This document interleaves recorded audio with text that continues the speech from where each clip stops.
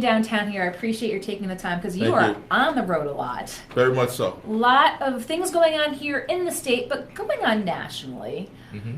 What have you been thinking about seeing these veterans in the news with what the president's been saying? First, former presidents never called anybody to express their condolences to families. And then a recent veteran issue with saying that he knew what he signed up for. What's the reaction been in the veterans communities to sort of what the president has been kind of putting out there? Well, I joined the Navy when I was 18, and I just retired last year.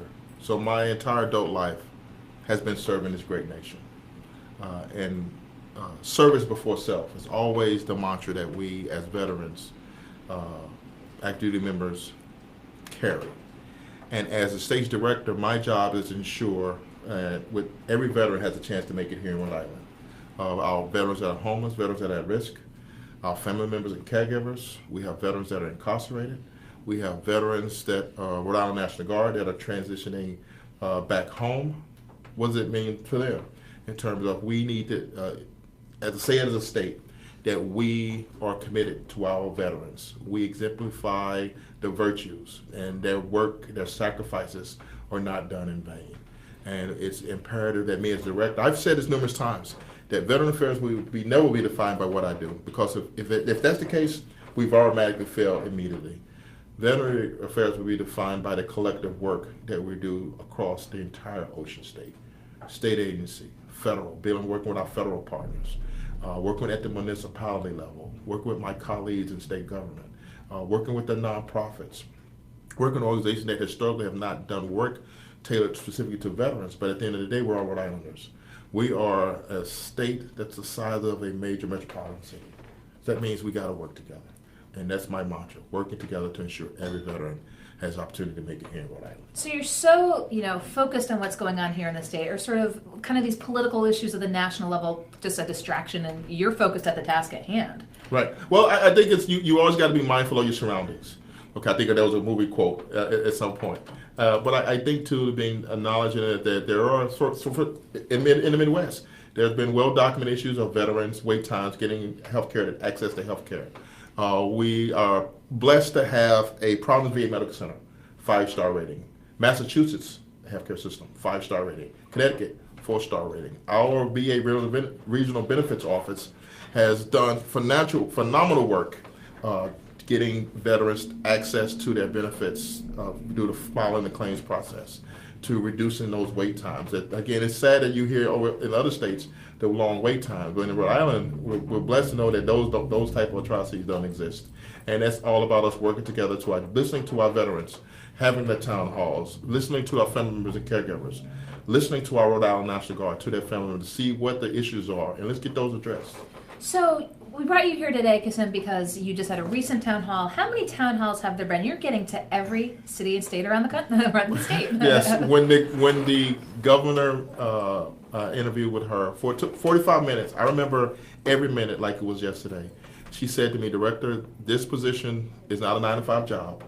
It entails outreach, going out to our communities, reaching out to the veterans, reaching out to their families and caregivers, find out what their issues are inside of the communities, and come back to me with some solutions. Mm-hmm. Never bring the boss problems, always bring them solutions associated with that.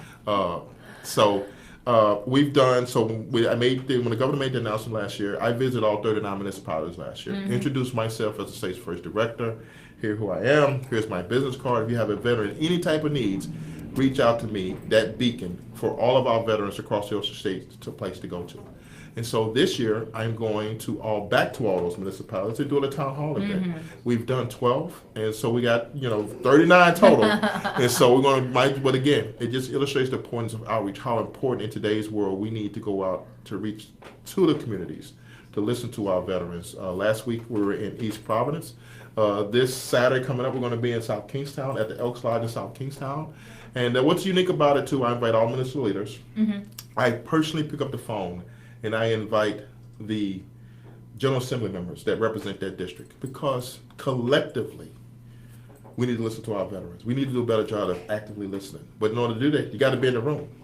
And so it's tremendous honor to me, as the leader of this effort, to work together to get everybody in the room to listen to our veterans. So you've done 12 so far. Again, you heard South Kingston this coming weekend. What have you been hearing? I'm sure it's maybe hard to encapsulate, but what are the veterans who are turning out to these town halls saying, this is what's working, but this is what we could use additional help with? We can always do what the governor always says. We can always do more. Always do more. Absolutely, spot on. But a couple of things in terms of transportation. 70% of our veteran population are over age 55. Social media stuff to them is quite a daunting task, but they still need access to information nonetheless. So my staff, as a direct result of our outreach efforts, we're in the process of putting together a newsletter, so we can give them in a mail a timely fashion updates, frequently asked questions, phone numbers, names, email addresses for people at the local level that they can reach out to assist with that. Transportation is also becoming a daunting task because, again, this is an issue across all Rhode Island. Our population as a whole is aging. Yes. Transportation is becoming more of an issue with them. Reaching out to RIPTA to partner with RIPTA to provide transportation for our veterans. Now, is that on, providing more routes, providing direct service? Is this to bring veterans to the VA? Is it on a one-by-one basis? How are they addressing these transportation? So absolutely. So that all came about at a town hall, listening to veterans talking about transportation, because as you know, parking in Providence is quite difficult. But the Providence VA, to their credit, they're in the process of building a three-story, four-story parking garage. But in the interim, while that's being done, working with the local leadership to address the parking concerns, but getting the ability to get to their appointments in a timely manner. That's where it's all started. So let's work with RIPTA to develop passes to that way they can go to their appointments. Also, there are veterans that we realize too, because we're putting a team together. There are veterans that are on Medicaid. They're also logistic care eligible. So they get rides to logistic care. So just by putting a team together, we've identified RIPTA as a partner, the Providence VA Medical Center, EOHHS, which is also a champion as well, and logistic care, working together to identify and to put resources to address the transportation.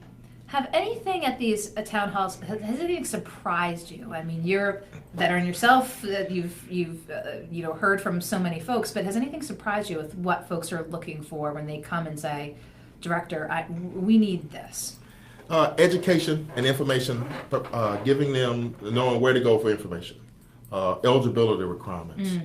I always say no two veterans are alike. We have over 67,000 veterans, each one is uniquely different. And the family members and caregivers associated with that as well. Knowing what their benefits are, knowing what their entitlements are. Every veteran is eligible for something, but it all depends on their statement of service, their character of service in that regard as well. So the ability to identify, we have veterans that are not in the VA healthcare system. We have to work towards identifying who those veterans are and the reasons why they're not enrolled and get them enrolled. And we've hired 2 new case managers this year through the work of the General Assembly and the Governor's Office. And they are providing direct outreach to, once we identify who those veterans are, sit them down with their family members and caregivers and walk them through the process, eligibility requirements and enrollment process to file claims if needed, and get them enrolled in the VA healthcare system and get them access to those benefits. And how about, veterans re-entering the workforce? They're coming out, they have done service for so many years, and if they're looking for additional employment opportunities, what types of resources are there? And I'm sure it's something that you've been working on as well.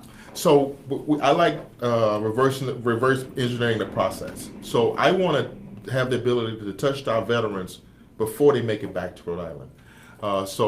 Through the partner with the federal government, we have access to databases. So we get a database that tells us A through Z veterans that are returning back home with a phone number, email address. So my staff members pick up the phone and welcome them back to Rhode Island, introduce themselves. Is there anything that you need? What can we do as a state to help make that transition easier for you? That's one component of it. The second component is that it's federally mandated that the states or local leadership are required to provide a transition week. It's called TAP class, Transition Assistance Program. This is a week-long course for those that are transitioning back, either retiring or getting out of the service. And I provide open remarks once a month at Newport at the naval station there, and give them some lessons, some recommendations to give them my business card information. our website access, who's the best website on the planet, by the way, because we did that. But again, that's based on the feedback during the outreach and what our veterans need. To let them know that we are big brothers and big sisters out there to assist you in that transition. No veteran should have to transition by themselves. Working with DLT, great organization. Working with our community leaders in terms of our higher institutions of learning. Great institutions, working with them to identify what the perils are, what the needs are in terms of the schools, and to get access to our veterans going to those schools. I went last week, went to URI, sat in on their student veterans organization meeting. Ton of questions that they had, and it was just amazing to see how, and they, at the end of the day, they said, Director, what can we do more? How can we want to volunteer and help out? And so here they serve their country, and now they want to still continue to serve those that serve. Vets helping vets, and it's just phenomenal. And I know it, and I'm saying this because I'm always a glass half full type of guy. I'm so proud of this state and how we can have the ability to rally together to support our veterans. So you say you hand out your business cards to folks. Do you get those phone calls? Do you get veterans who pick up the phone and say, Director, it's amazing. I've got your card and I've got a need. It's amazing because when they call, they pick up the phone and I answer. They're like, is this the director? I'm like, yes. You get right to the director. I'll have you know, because I called and I wanted to invite him, and I said, I'd probably get a press person, and absolutely. I called him on a Friday. He called me back on a Saturday. And you know what? I think it's important to know, again, when the governor has said this, outreach. We can do way more as leaders. Leadership by example. And what good am I if I'm not accessible to the people that we serve? And to get ground level zero, so that when I do go speak to a General Assembly member, when I go speak to my partner from Department of Health, hey, I know I'm speaking on behalf of our constituents that we serve. Just that easy. And when you're up at the State House, I mean, besides bottom line and funding levels for the department, other things that you are lobbying for up at the State House? Well, I don't necessarily say lobbying. I think it's advocating in that regard too, because I'm a veteran myself. But everything I do is based upon the needs of our veteran population. I remember when we did a ribbon cutting out of veterans, our new veterans headquarters. They asked the question to the governor, Governor, what's next for our veterans? And she said, it depends on what our veterans need. And that's my guidance in terms of when they ask me, what's the next for our veterans, based on what our veterans need. I know that the need is that we have a new veterans home. That was my next question. We got that energy flowing, that mind melting, scary, still spooky. Here we are. I was going to say it's Veterans Day. November's right around the corner. The new veterans home. Yes. Now the veterans are moving in prior to the official, because you're going to do the big ceremony on Veterans Day. Correct. So the plan is, the first week of November we're moving our veterans into each cottage. Takes five cottages. We're moving all 6 cottages. We're moving all in at each day to move in each cottage. And that's the first week of November. And then the following week, we open to official ribbon cutting, 2-hour-long event, because the Veterans Home it means so much to so many different people. But not one organization, not one person was the reason why it was erected. It takes the entire Ocean State that came together to put this together, to include our federal partners. Part of this is the Providence VA Medical Center, our Benefits Regional Office, all of which together to open up the home for our residents and our new veteran home to be there for 50 years. So it's quite impressive. So how many veterans will this serve, and what type of veteran is this serving? All veterans. Of course, we have eligibility requirements. You got to have honorably served doing a wartime veteran in combat in that capacity. But we have 208 beds. 16 beds are set aside for veterans that are transitioning our homeless veterans. The governor has been crystal clear when she said all veterans. That includes our homeless population. We have veterans, right, like I said before, that are incarcerated. Okay, we owe a plan to work together to address their needs when they transition back into civilian life. And what is going to be available at the Veterans Home? What are the type of services? I mean, if someone were to go to visit, what would someone see? So let me give you a depiction of the current state. A veteran are being told I have to have a roommate. So being a Navy guy, that means I'm told I have to be with an Army guy. So it's the Army-Navy rivalry, right? So but I'm being told I have to do that. I'm being told when I have to eat. I'm being told when I have to take a shower. At 10:30 at night, because I have a roommate, I'm being told that I have to turn out the lights. Once we move in next month, total game changer. single room occupancy. Each room have their own restroom facilities. Aqua therapy treatment, full nautical, state-of-the-art nautical equipment, barber shop, 7 kitchens. 7 kitchens. 7, yes. So as you can tell, I won't be enjoying that. Where's the director? He's in the kitchen. That's it. He's doing an inspection. Doing dishes. But total different mindset in terms of. But this is specifically designed for, and so state-of-the-art facility. But more importantly, all future homes across America are going to be built with this design. This is really an industry leader. For veterans across the country, model. Earlier this year, we had the pleasure of Secretary Shulkin, VA Secretary, visited Rhode Island for the first time. And he was at awe what he saw. A vivid illustration of federal and state municipality all working together on the behalf of our veteran population. And this is our crown jewel. And it gives an accurate depiction of who we are as Rhode Islanders. And I get emotional when we talk about it too, but when you walk through it, you see, and you're thankful and humble because words can't express enough America's heroes, what we need to do in terms of the honor that. And this is an example, yet another example of Rhode Island commitments to our Rhode Island veterans and families. And how much does it mean for veterans to be around other veterans who each had different individual experience, but that collective experience as having served the country? Well, as a veteran myself, it's always humbling to know that there are veterans taking care of other vets. But it's who we are. But at the end of the day, we're all Rhode Islanders. We all care for one another. Volunteering. I was at another event the other day, the AmeriCorps. Volunteers, they kicked off their season. Volunteers are another example of who we are as Rhode Islanders. So I say, yes, I'm humble as a veteran, but also I'm more humbler as a Rhode Islander to be able to continue to serve our population too. So, but to your point, it means a lot to me because I get to give back to a state that's given me so much. Mm-hmm. And I garnered support all of Rhode Island, state agency, municipal, nonprofit organizations, our VA medical center, our regional office right around the corner. So important for all of us working together on behalf of veterans. We're in the process of launching Rhode Island Serves, a case management referral system, internet-based, putting us all together on the same sheet of music.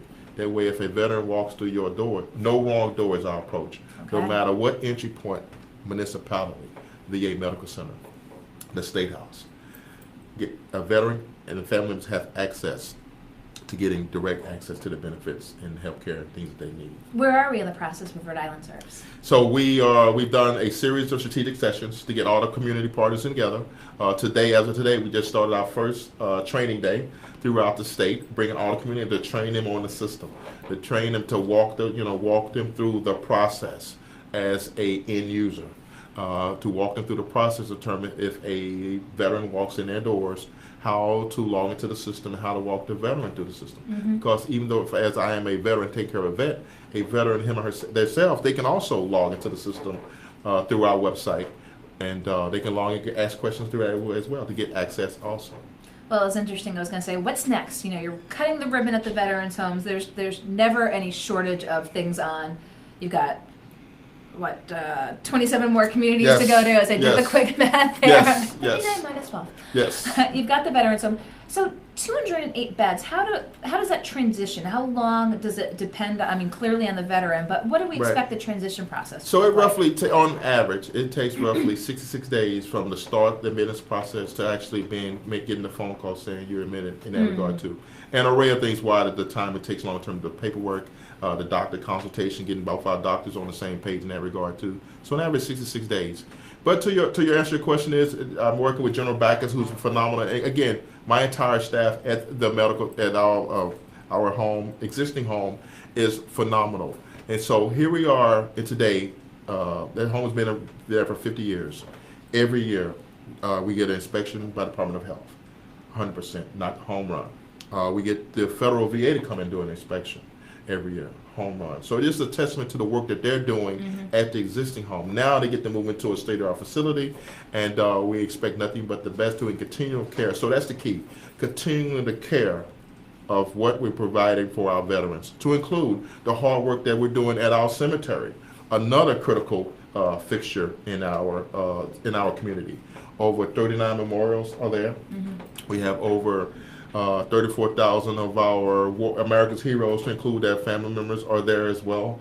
And that's another facility that means so much to so many people here in Rhode Island. So to be the leader of that effort as well is so tremendously important. Continuing our outreach. We're centrally located in Warwick, our headquarters, 2 case managers, and we continue to do more to refine the process to make it easier for our veterans walking in. We had over 180 cases, caseload, that our 2 case managers collectively worked this past month. Walk-ins, emails, all options are on the table in terms of providing that reach. So we can work to streamline the process to make it easier for those walk-ins, utilizing our website. Rhode Island School of Design, make a plug for them as well. Our interns have designed the website. It's getting a lot of tremendous effort with that. Our newsletter, we have Brian interns working with that one. Again, another plug for our schools. Nice cross-pollination of Absolutely. Rhode Islanders and the department. And I'm so glad you were able to come in, Director, My to pleasure. just bring Anytime. it right to the people. We're going to be keeping an eye on that new Please Veterans do. Home opening in November. But again, all these outreach efforts, go to the Veterans Affairs website. As Kasim said, I believe it's the best one in the state. Thank you so much. Director for Yarn, having me. thank you so much for Thank coming you. in today.